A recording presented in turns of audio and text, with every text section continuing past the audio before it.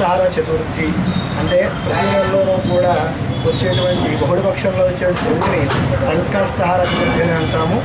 ఈ చంద్రోదయ సమయంలో గణపతిని కనుక మనం అర్చించినట్లయితే కనుక సంకష్టహార చతుర్థి వ్రతం చేసిన ఫలితం ఏదైతే ఉందో ఆ ఫలితం ఆ భక్తులు కలుగుతుందని చెప్పి సాక్షాత్తు గణేశుడే చెప్పడం జరిగింది.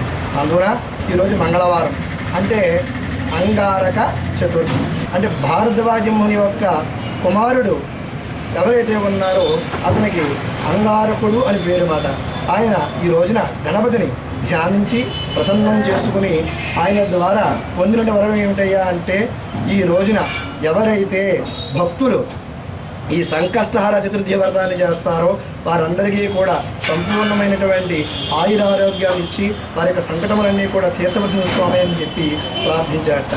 అప్పుడు ఆ బాలకుడి యొక్క కోరికను ఆయన చాలా ఆనందించి, నాయన నువ్వు చిన్నపిల్లవాడు అయినప్పటికీ కూడా ఈ భక్తులందరికీ కూడా మంచి జరగాలి, అందరికీ శుభం కలగాలి, సకల సంకటములు తీరాలనే ఉద్దేశంతో అడిగావు కాబట్టి ఇంకొక వరం కూడా ఇస్తున్నాను. సంవత్సరం పాటు నా సంకష్టహార చతుర్థి వ్రతము ఎవరైతే చేస్తారో వారందరూ కూడా కేవలం ఈ మంగళవారం నాడు కలిసినటువంటి సంకష్టహార చతుర్థి వ్రతాన్ని ఆచరించినట్లయితే కనుక సంవత్సరం చేసిన ఫలితం అంతా కూడా ఈ యొక్క కృష్ణాంగారక చతుర్థి రోజున నేను ఇస్తాను అని చెప్పి వరం ఇవ్వడం జరిగింది.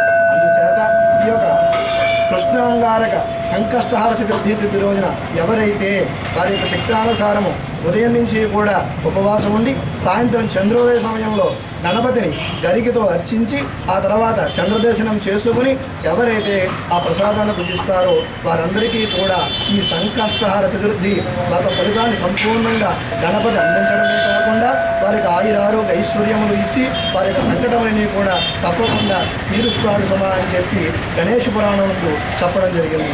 గణేష్ మహారాజ్కి